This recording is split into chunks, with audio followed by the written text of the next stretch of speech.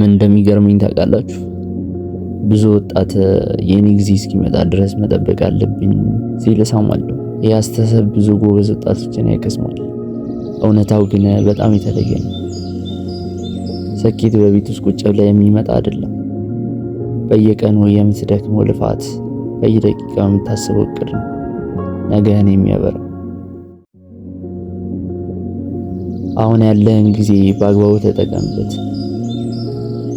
ለነገ የምትለውን ስራ ዛሬ ስራ።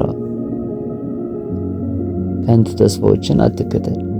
እያንዳንዱ ቅጽበት በአግባቡ ተጠቀምበትና የተሻለውን ነገን ፍጠር።